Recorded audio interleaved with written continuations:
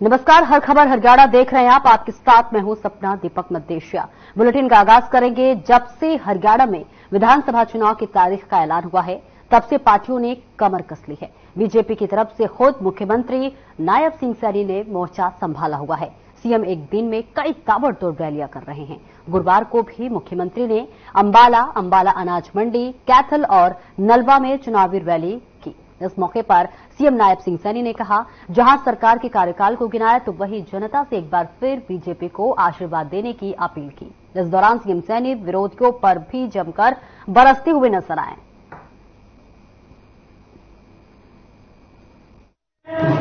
मेरा सभी से अनुरोध है, आइए कांग्रेस के लोग, जब इनके पास कोई मुद्दा नहीं है और जब मुद्दा नहीं होता है, ये झूठ बोलने का, झूठ फैलाने का काम करते हैं।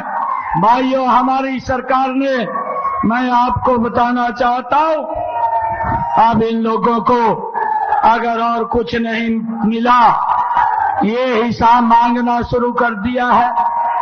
मैं आज कलायत के अपने परिवारजनों के बीच में आया हूं। भाइयों, मैं आज कांग्रेस के जो हिसाब मांग रहे हैं, कांग्रेस वाले मुझसे जो हिसाब मांगते हैं, मैं ये हुड्डा साहब को ये कहना चाहता हूं, मेरे पास आपके कार्यकाल का, 10 वर्ष के कार्यकाल का, जो आप 2004 से लेकर के 2014 तक हरियाणा प्रदेश के मुख्यमंत्री रहे, उसका एक एक मिनट का हिसाब वो मेरे पास है। आप जनता को बताने का काम करें कि हमने क्या क्या काम किए हैं। भाइयों, मैं अपने 10 वर्ष का हिसाब देने के लिए तैयार हूं। इसके अंदर सैनिकों के बीच में जाकर के कारगिल विजय दिवस वाले दिन की, भाइयों, मुझे खुशी है, हमारी सरकार ने निर्णय किया कि कोई भी अग्निवीर जो 4 साल के बाद घर पे आएगा, हरियाणा सरकार उसको हरियाणा सरकार में नौकरी देने का काम वो करेगी। कोई किसी भी हमारे अग्निवीर को चिंता करने की जरूरत नहीं है। उसके लिए हमने नौकरियों में 10% का आरक्षण ये आपके बेटे भाई ने किया है, जिसका लाभ हमारे उन अग्निवीर भाइयों को मिलेगा। भाइयों, मुझे ये भी खुशी है कि हमने 9 अगस्त को एक और निर्णय किया, लगातार हम कर भी रहे हैं। 4 अगस्त को भी एक निर्णय किया, क्योंकि हर रोज कोई न कोई काम कर रहे हैं और महत्वपूर्ण काम इस प्रदेश के लिए हमने किया है। 4 अगस्त को हमने एक निर्णय और किया, अंग्रेजों के समय का एक अभियान का चार्ज मेरे किसानों के ऊपर लगता था, उनको अभियान के तौर के ऊपर पैसा देना पड़ता था। हमारी सरकार ने आकर के ये निर्णय किया कि अंग्रेजों के समय के इस अभियान को अब समाप्त कर दिया जाएगा और 133 करोड़ रुपया जो मेरे किसानों को देना है, उसको भी माफ करने का काम आपके बेटे भाई ने किया है। हरियाणा प्रदेश के लोग, तीसरी बार भारतीय जनता पार्टी की सरकार बहुत बड़ी सीटों के साथ भारतीय जनता पार्टी को जिता करके, नरेंद्र मोदी जी ने जिस प्रकार से लगातार तीसरी बार शपथ लिया है, उनके ही दिशा निर्देश के अंदर हरियाणा में भी तीसरी बार सरकार बनने जा रही है। ये हरियाणा के लोगों ने तय कर दिया है। हमने 10 वर्षों के अंदर जो विकास एक हरियाणा प्रदेश के अंदर किया है, बिना भेदभाव के किया है, बिना क्षेत्रवाद के किया है। हर क्षेत्र का समान रूप से विकास, हर युवा का सम्मान, हर महिला का सशक्तिकरण, हर किसान को मजबूत करने का काम, हर गरीब को सशक्त करने का काम पिछले 10 वर्षों में ये हमारी सरकार ने किया है। आज मैं देख रहा था कि अंबाला के लोगों का जो जोश, जो उत्साह आज देखने को मिल रहा था। अंबाला के लोगों ने भी ये तय कर दिया है कि अंबाला में तीसरी बार कमल का फूल खिलने जा रहा है। अंबाला में कमल का फूल खिलेगा, हरियाणा में तीसरी बार भारतीय जनता पार्टी की सरकार बनेगी और हरियाणा का नरेंद्र मोदी जी के नेतृत्व में गति से विकास कर। कोई संशय नहीं है, ये पार्लियामेंट्री बोर्ड तय करता है और किसी प्रकार का हमारा यहाँ से कमल का फूल खिलेगा और कमल का फूल खिला करके तीसरी बार सरकार बनाने का काम करें। सब लोग अपन कर रहे हैं। शैलजा मुख्यमंत्री कह रही है कि मैं मुख्यमंत्री बनूंगी, रणदीप सुरजेवाला कह रहा मैं मुख्यमंत्री बनूंगा, उसने कह दिया भी मैं उप मुख्यमंत्री बनूंगा, तो इसमें कोई अचरज की बात तो है नहीं है।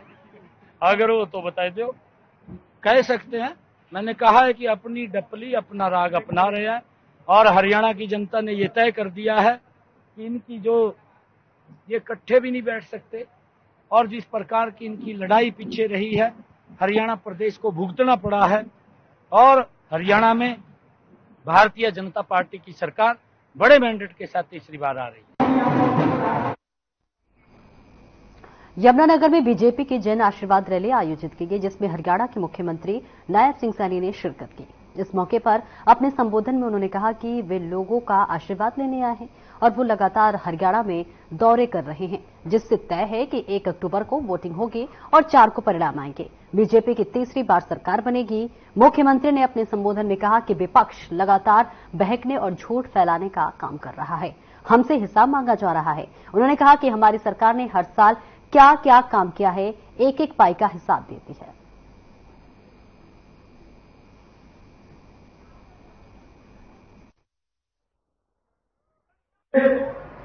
इस जन आशीर्वाद रैली के बीच में आप सबका पार्टी के लिए आशीर्वाद लेने के लिए आया हूं। मैं आज आप लोगों को यमुनानगर की सरदारी को हमारे पत्रकार एवं छात्रकार मित्र भी है, इनका मैं दिल से धन्यवाद करता हूं। जो आपका जोश, आपका उत्साह देखकर आज मेरा ये विश्वास बढ़ गया है, भारतीय जनता पार्टी हरियाणा में तीसरी बार नरेंद्र मोदी जी के नेतृत्व में मजबूत सरकार बनाने है। आरएसएस ने केंद्र को सुझाव दिया है कि 40% सिटिंग विधायकों की टिकट काटी जाए और नए चेहरों को टिकट दी जाए। इस पर हरियाणा के पूर्व गृह मंत्री अनिल विज ने कहा कि संगठन और आरएसएस शुरू से मिलकर काम करता है, अगर उन्होंने कोई सुझाव दिया है तो उस पर अमल करना होगा। और वहीं आपको बता दें कि अनिल विज ने वीरेंद्र सिंह के उस बयान का भी जवाब दिया जिसमें उन्होंने कहा कि बीजेपी के 47 विधायक उन्होंने बनाए, साथ ही चिरंजीवी यादव की तरफ से कांग्रेस की सरकार बनने पर उप मुख्यमंत्री पद की दावेदारी पर भी तंज कसा और जेपी दयाल के वायरल वीडियो पर भी जवाब दिया।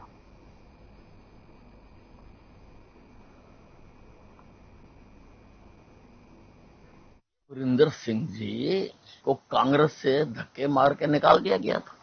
हमारी पार्टी ने उनको केंद्रीय मंत्री बनाया, उनकी पत्नी को विधायक बनाया और हमारी जो सरकार बनी वो कार्यकर्ताओं की तपस्या और नरेंद्र मोदी जी का आशीर्वाद, नरेंद्र मोदी जी की वजह से हमारी केंद्र में सरकार बनी। भाई आपके कहने से क्या बन गया? आप कल आए और आपने आके 47 एमएलए बना दिए। किस आधार पर आप इस प्रकार की बात कर रहे हैं? हरियाणा के कृषि मंत्री जेपी दयाल का बयान सामने आया है जिसमें उन्होंने कहा है कि अगर हमारी सरकार नहीं बनी तो फिर हमारी दिल्ली की सरकार बनने वाली सरकार को 6 महीने में गिरा देगी। उनके इस बयान पर कांग्रेस की नेत्री चित्रा सरबारा ने कड़ी प्रतिक्रिया देते हुए कहा है कि बीजेपी को जनमत से कोई मतलब नहीं। वहीं उन्होंने करनाल में मुख्यमंत्री नायब सिंह सैनी और पूर्व मुख्यमंत्री मनोहर लाल के रोते हुए पोस्टर पर भी प्रतिक्रिया दी और उन्होंने कहा कि ये जनता का बीजेपी के खिलाफ गुस्सा है, रोष है। साथ ही देश में लगातार हो रहे महिलाओं पर दुष्कर्म पर भी चित्रा सरबारा ने दुख जाहिर किया। वहीं उन्होंने हरियाणा में कांग्रेस की जीत का दावा भी किया। इसके साथ ही अजय यादव द्वारा कांग्रेस की सरकार बनने पर अपने बेटे को उप मुख्यमंत्री बनाने की बात पर भी उन्होंने कहा कि वो एक वरिष्ठ नेता हैं, अगर वो ऐसा सोचते हैं तो इसमें कोई बुराई भी नहीं है।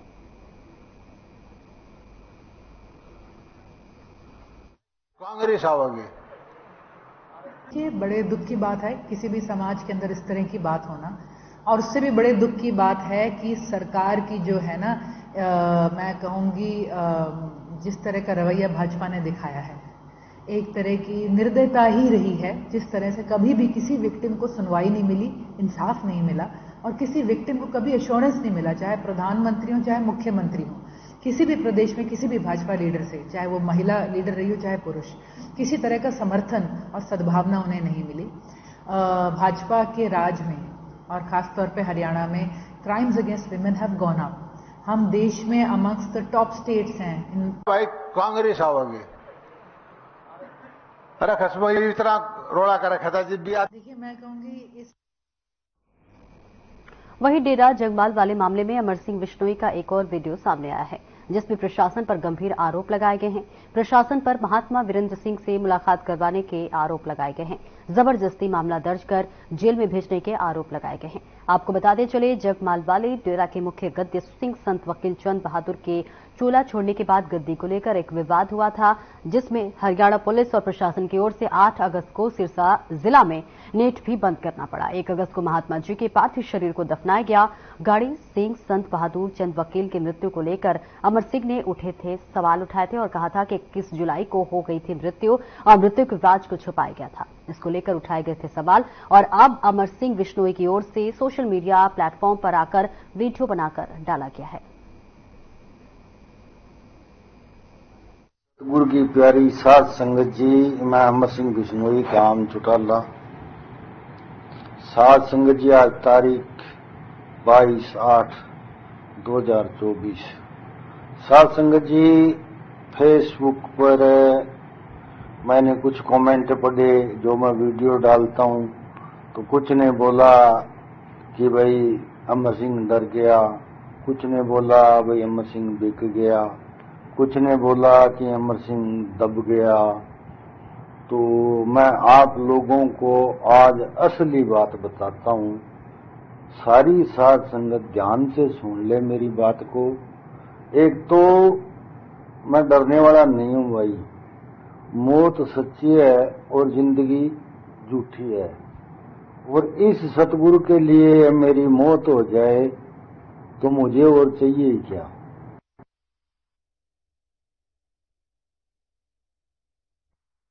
चंडीगढ़ में हरियाणा कांग्रेस ने केंद्र सरकार के खिलाफ जोरदार प्रदर्शन किया है। इस प्रदर्शन में कांग्रेस के प्रदेश अध्यक्ष चौधरी उदयबान और इसी के साथ अंबाला से सांसद पवन चौधरी और हिसार से सांसद जयप्रकाश जेपी शामिल हुए। कांग्रेस नेताओं ने कहा कि सरकार इस मामले को दबाने में लगी हुई है, ईडी इस मामले में कार्रवाई नहीं कर रही है।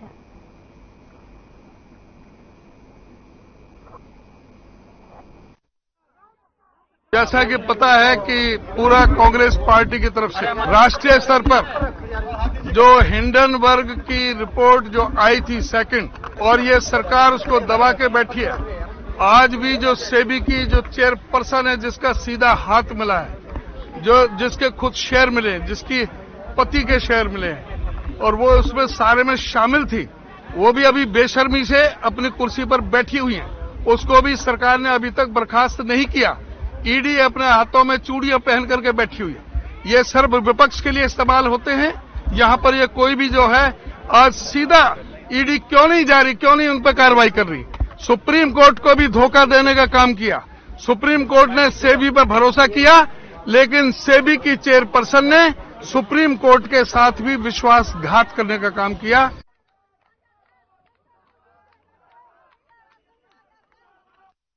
महेंद्रगढ़ के गांव भोजावास में एक फॉर्च्यून की दुकान चलाने वाले व्यक्ति पर गोली चलने का मामला सामने आया है। दरअसल आपको बता दें कि घायलों को कनीना के अस्पताल में भर्ती करवाया गया है। प्राथमिक उपचार के बाद घायल को हायर सेंटर रेफर किया गया। नानौल में भी एक दुकानदार पर गोली चलाई गई थी। बता दें, डीएसपी दिनेश कुमार टीम मौके पर पहुंच गई है। कनीना अस्पताल में उपचाराधीन सनोज ने बताया कि वह पूर्व सैनिक है और गांव भोजावास में एक फॉर्च्यून की दुकान चलाता है।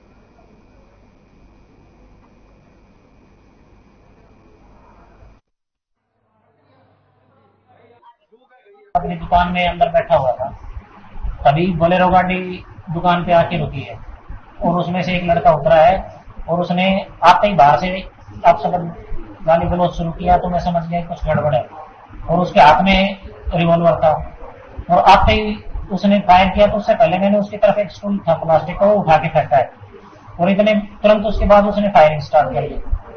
उसने सर में गोली मारने की कोशिश करी, मैंने आगे हाथ लगाया तो मेरे हाथ में लगी। उसके बाद मैं वापस मुड़ा हूँ और अपने घर की छत पे चला गया। फिर उस बंदे ने अपनी गाड़ी में बैठा और वहां से निकल गया। उसके बाद आसपास के जो लोग थे वो आ गए वहां पे। उसने मेरे पास पहुंचने से पहले जो पीछे मेरी दुकान है साइड में, उनसे कंफर्म किया है कि भाई सनोज की दुकान यही है करके, और उन्होंने उनको अच्छी तरह देखा भी और बताया भी।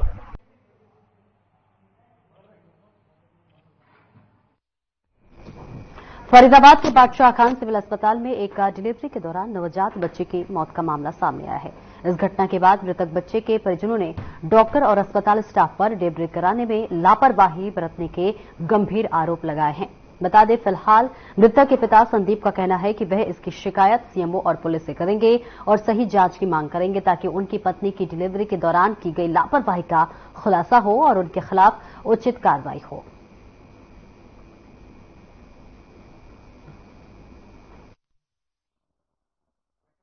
मामला ये हो गया सर, यहाँ बच्चा खत्म हो गया है। हाँ, पहले थी नॉर्मल डिलीवरी, बच्चा सही था, सांस वास सब ठीक थी, ठीक है। उसके बाद ऑपरेशन करवाने, अब भेजा हमने ऑपरेशन करवाने के बाद बच्चा खत्म। कब लाए थे? 2 दिन हो गए यहाँ पे आए हुए। मेरी बेटी है। बेटी है, कब लेके आए थे यहाँ पे? मैं परसों लेके आए थे, इनके परसों फिर कल इनको भी करवाए गई। अल्ट्रासाउंड करा लिया, चेकअप करा के ले गए? चेकअप ले गए, फिर कल से भर्ती कर लिया। हाँ, कल से भर्ती कर रहे। क्या बोले? कई रात में डिलीवरी हो जाएगी। वो सर अभी सीटी आए थे कि उसका बच्चा होने वाला था। किसका? मेरी दौरा नहीं है वो। क्या नाम था? अच्छा, कब आए थे लेकर के? कल शाम को आए थे, परसों आए थे, परसों मना कर दी थी कि कल आना, फिर कल शाम को आए थे। शाम को कितने बजे आए थे? कल शाम को भी तो मुझे पता नहीं है, क्योंकि मैं तो आज ही आई हूँ। मेरे ससुर मेरी सास आई सुबह आए थे, फिर कल सुबह आके इन्हें भर्ती कर लिया।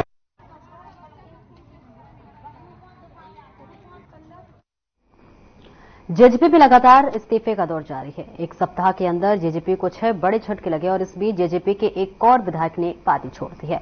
विधायक रामनिवास सुरजखेड़ा ने जेजेपी छोड़ दी है। इसी के साथ आपको बता दें कि रामनिवास सुरजखेड़ा नरवा से विधायक है। उन्होंने बताया कि वो पार्टी की गतिविधियों से नाराज थे और जेजेपी की गतिविधियां उनके विचारधारा के विपरीत थी। वही एमएलए जोकीराम सिहाग ने भी जेजेपी छोड़ दी है।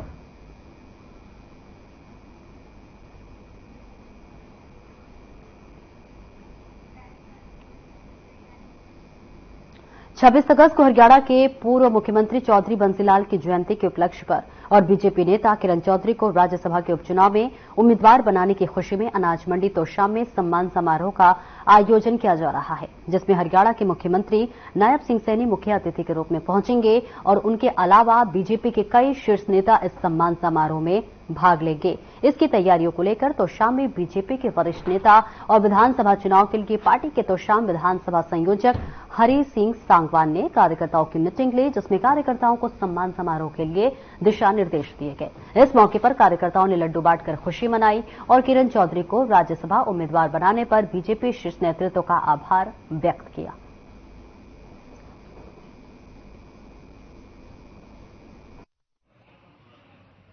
चौधरी बंसीलाल की 26 तारीख को जयंती है। उस जयंती चौधरी बंसीलाल की जयंती के उपलक्ष्य में और मैडम श्रीमती किरण चौधरी को राज्यसभा का एमपी बनाने के उपलक्ष्य में सम्मान समारोह तो सामने होगा। इसके लिए मतलब यहाँ पर लोग चर्चा करे हैं और सबको दिशा निर्देश नहीं, उनसे सभी भाइयों से हमारा बराबर के हुए और सभी से ये कहा कि भाई ज्यादा से ज्यादा मैडम पहली बार एमपी बन के आई है, उनको ज्यादा से ज्यादा सम्मान देने के लिए हर गांव से हर गली से एक आदमी आए। फरीदाबाद के गांव चांदपुर में चल रहे एक मिशनरी अनाथालय के पदाधिकारी के खिलाफ पुलिस ने मुकदमा दर्ज किया है।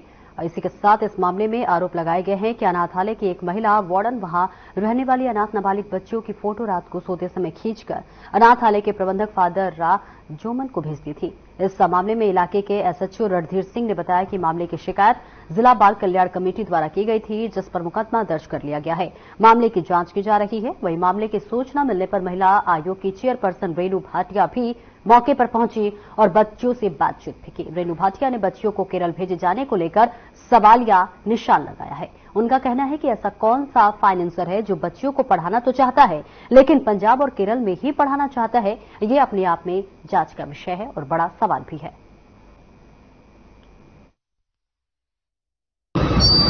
एक गुप्त सूचना रात को मिली कि मोहना चांदपुर में एक मिशनरी है, क्रिश्चियन मिशनरी, जहां पर 18 साल का होते ही लड़की को केरला भेज दिया जाता है और उसके परिवार का या कोई भी दूर पार का उसको अगर पूछने के लिए आए तो उनको तवज्जो नहीं दिया जाता। ऐसा हमारे पास एक गुप्त सूचना आई। सुबह रैंडम छापा उस पर लगाया। ऐसा मालूम हुआ कि एबीसी नाम की एक लड़की को जून में 18 साल का होते ही यहां से भेज दिया गया और ये कह के कि केरला में उसको किसी ने स्पॉन्सर किया हायर स्टडीज के लिए। वो जो अधिकारी है उनकी तरफ से आई है, ठीक है, उसमें अभियोग अंकित कर लिया गया है और जो इसमें तथ्य हैं या जो आरोप हैं उनकी गहराई से विवेचना जारी है और इसमें जो प्राइमरी फेसिया जो एलिगेशंस हैं वो फोन के रिगार्डिंग है। उन फोन को हमने एफएसएल गुड़गांव डाइटेक में जमा करवा दिया है। उससे जो डाटा रिट्रीव होगा उसका अध्ययन करने के बाद उसमें जो आगामी कार्रवाई होगी अमल में लाई जाए। मार पिटाई करती थी, मेनली यही आरोप है और बाकी और कोई स्पेसिफिक इस तरह के और दूसरी तरह के कोई आरोप नहीं है। और इस बुलेटिन में इतना ही। नमस्कार।